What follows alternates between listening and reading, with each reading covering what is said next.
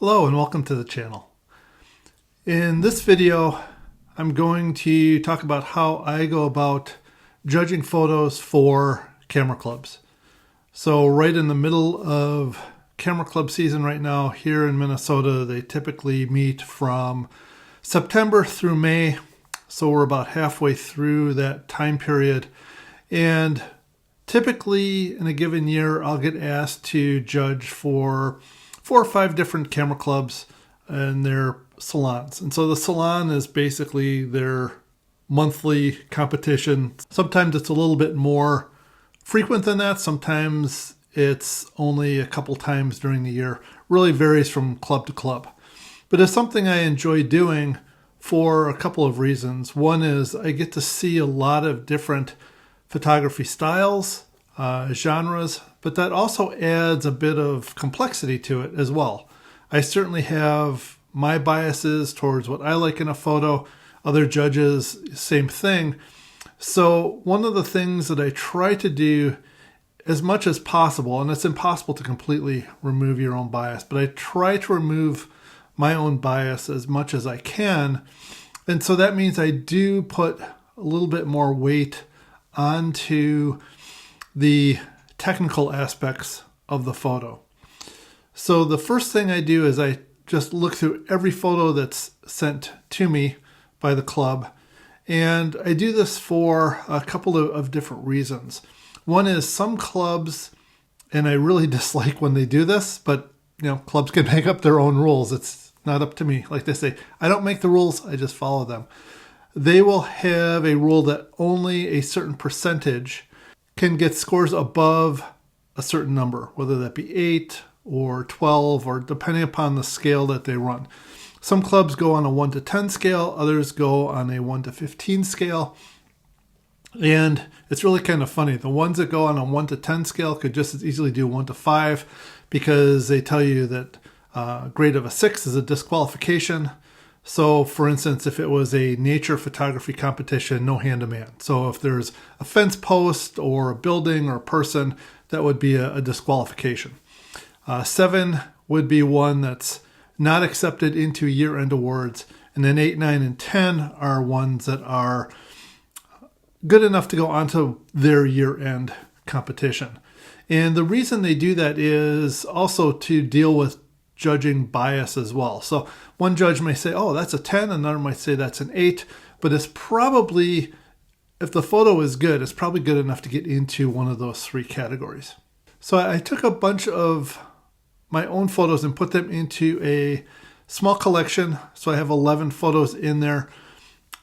And we'll go through and I'll show you how I go about doing it. I'm not going to judge every single photo because, number one, you would get really bored watching me do that, but I will go through 3 of them, but I am going to show the whole process. So I've got the 11, so I'll show how I go through those. The other thing that I do is during a given sitting, I won't judge more than 25 photos at a time. And the reason for that is your eyes start to get tired. And so I want to make sure that I'm really giving these the best attention that I possibly can, especially since I do consider it to be somewhat of an honor to be asked to judge for a camera club. It means they think enough of my photography that they think I'm somebody worthy to judge their work. So I want to really make sure that I give it my absolute best effort. So here we have the set of photos. This is the first one. And the other reason that I like to go through all of the photos first is I do want to get a sense of what is the level that the people in the club are capable of shooting, or at least for that particular salon. And it can vary. So you could have a camera club that has very talented photographers, but they might have a topic that they have to submit to, and they're not very familiar with that. So the level might be down, or it could be just the opposite. There could be, where you could grade every single one of them a 10 because it's right in their wheelhouse. And neither one of those things, if you give everybody a low score, you give everybody a high score, neither one of those really benefits the club. So you really want to try to find where you can provide meaningful feedback. You don't want to be someone that comes in and just, tears apart every photo. So as I'm going through, I'm just kind of looking and seeing, okay, what is the general level of this club with respect to the set of images that I've been asked to judge. And so let's just take a quick look through these 11. And, as I go through, I can see, there's several different types of photos that ended up in this particular collection. And, it's kind of interesting how you get such a variety, especially if it's an open topic as opposed to something that's specific. And I certainly went that route for this just to kind of show the wide range. And now as we go through these, we can see that, there is indeed quite a wide range of photos. So now that I've gone through them, I have a little bit of a sense of what's there. If there was something that the Camera Club gave me that was a criteria, only X% can fall into a certain score category, I would have an idea then too of which are the ones that are going to be graded higher versus lower. Now I haven't actually dug into them very deeply at this point, but I do have a sense of which are the better photos in the group. And so I'm just going to now just pick a few and just talk about how I would go about judging those photos. And so I want to come back to this one because I think this is something that's pretty representative of what I would encounter for an image that would get a lower score. And I kind of understand why, I absolutely know, why I took this the way I did. It wasn't perhaps the most successful. But if I was judging this, what I would say is when I look at this photo, I like how the shadows were managed inside of the sculpture. I think the angle is pretty nice with looking up and having the coffee or tea or hot chocolate or whatever that is supposed to be coming out of it, coming directly out towards the photographer. The issue that I have with this is really all of the negative space above the mug. And it seems that what the photographer was going for was to try to have something associated with the sun, the hazy sun, up above and getting some of that rim lighting in that. But there's just too much up there. And so I think if this was maybe repositioned so that mug was up towards the upper part and I don't know what's below it, if that would make sense or not, but maybe having a little bit longer stream of the coffee coming down, I think that would be a much more successful image of this particular sculpture. And if this was a 1 to 10 scale, I would grade this as a 7. And as I mentioned before, it's really a 1 to 5 when you think about it, but so I would grade this a 7. And I think that would give the person that submitted this some ideas as to what they could do to kind of improve this in the future. And it could even just be, something as simple as taking the same image and just cropping it different. Maybe if you went with more of a 8x10 crop, a 1x1 crop, or a square crop, maybe you could, get something out of this. And also the other thing with this one is this is one that I had not processed. So maybe there's some things that I could have done, processing it. Of course, as a judge, I don't know how much processing went into these or not, but I just know because this is my photo, I picked one that I had not done anything with. And so I probably could do a little bit more with this, but I don't think given this composition that it was going to get past a 7. So let's look at another one. And so this particular image, some old cars,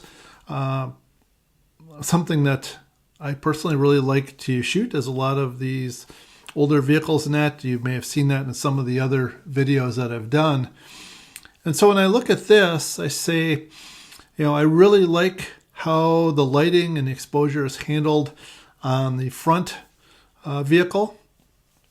The lighting is coming over from about, looks like a 30-degree angle from where the photo was shot. Looks like kind of late afternoon.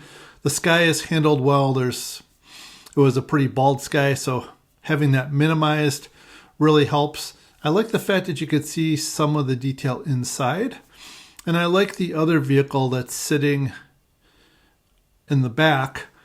But what I don't like is there's a little bit of a vehicle, and this is something that I tell people all the time, is you need to be doing border patrol and looking for things sticking into the edge of the photo.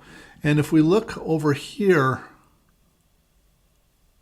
we can see there's a piece of vehicle sticking into that part of the frame. And even this shadow back here is a little distracting. Now that would be easy enough to fix, and actually probably that would be too, just given the tools that we have today. But there's still going to be a little bit of an issue in that if I fix those, they are actually adding a little bit of balance to the photo. And so if I were to just remove those, then I'd have to do something else with cropping, and I'm not sure how that would work with this bush in the foreground. So that is a bigger issue than at first you would think. So yes, you could clean those out, but it's probably going to affect the balance. Maybe you could crop down a little bit, but now those vehicles are going to get awful tight in the frame. So maybe a different angle would have worked, although I like the overlap on them. The other thing is there is a little bit of clutter in the background over on this side. And that also can kind of draw the eye away. It's not really bad because it's not bright stuff, but there is some stuff back there. I think I'm okay with that being in there, but it would be nicer if it wasn't there. I would grade this one an 8 because of the distractions, but I think because the subject is so strong, I think it does still work. And I think it would be something that would be worth going on to a year-end competition. Let's look at another one, and I think we're going to go with this one. So the motel sign, you've got some cacti in that in the foreground. You've got the mountain in the background. Exposure is handled really well in this. I really like how that worked out, especially given that I've got some whites in there. I've got a little piece of the sky in there. If that sky had been blown out, this would be really, really annoying for a photo. But sky is blue. I think I'd just leave that alone. I don't think I would darken that up. There is, you could say this foreground stuff, might be a little distracting, but I think I'm okay with it, especially since it's a little bit out of focus. My attention is really going right to the sign, which is the most saturated, the most colorful thing. So really does do a good job of just drawing your eye back to that sign. There is one little distraction over here. Somebody had piled some rocks up. Probably should have noticed that when I was taking the photo and just knocked those down. I mean, there's really no reason for those to be there. Like I said, somebody just did that, and it is just kind of a little bit of a distraction. There's also a little bit of trash down in here. Well, not really trash because it's set there on purpose by the people that own this property. But, just a few little tiny things there. But overall, I like the feeling. I like the flow. Flow is another thing that I really look for in these photos. So I would give this one a 9. And then just to look at something a little bit different. So this particular photo, really kind of a nice close-up photo, a little bit on the abstract side. Really nothing distracting. The balance on this is really good. And so you've heard me talk about balance and flow. Another thing that I really look at when I'm judging photos, and even when I'm looking at my own photos, is what's the flow, what's the balance. And so this has a nice flow. As we come through here, it brings you down, brings you to this top. This is nice and sharp. Everything else is faded out.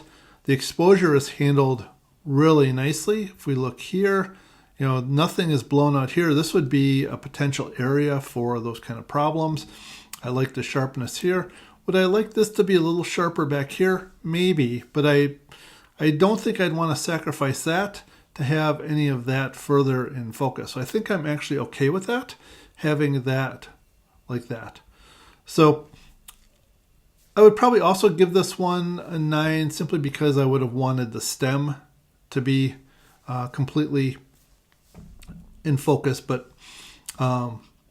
again, this one, just with the execution and all of the different things coming together, I think this works pretty well. So let's look at one more. And we're going to finish up with this one. And so this one falls really into that still life category, but it does have a lot of additional story to it that I don't think the others really had. And that's part of what will also bring it from a 9 to a 10 for me, is if there is a little bit more of a story, a little bit more interest to the photo itself, that 9 to 10, that is kind of where my own bias will come into play. Now again, 9s, 10s, and 8s will go on to their year end, so it's not like that photo is not going to be looked at by another judge at some point for the year end awards. It's really, when you're looking at the 9 to 10, you're really starting to look at some of my bias coming in. And so here we have some sort of antique implement, farming implement. I grew up right outside of a city. I really have no idea what this would even be called, but I just thought it was really interesting when I saw it. And the fact that it has all of these leaves, this was taken in the fall, all of these leaves in around it, and you've got the rust, and there's just that end of the season, fall, just kind of feel to it. Everything really kind of works together cohesively. And so for that reason, this one I would give a 10. And then one other thing too, so if you have attended a salon that I've judged, you'll know that when I see things like this, one of the things that I talk about is, where does the eye land? What have you put into the photo, or what's in the photo that is really going to initially grab the person's eye, and then they can kind of move around from there. And for me, it's really this leaf right here, just because it's a little bit brighter and just its location and position, it kind of stands out. And then that already puts you in right in here. You've got this nice repeating element going through.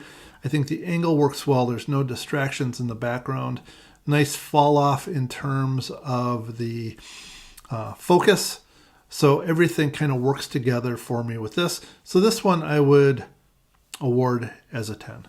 So just to summarize, the things that I look at when I judge, I basically run down through 6 different criteria. First thing is I look for any distractions that are in the photo. The next is I look for what the flow and balance are. Do the compositional elements make sense? Does the photo tend to lean towards one side or the other? Does my eye easily work its way through the photo itself? That's a really big thing for me. And then just the overall composition itself. Does the image appear to be 3-dimensional versus 2-dimensional?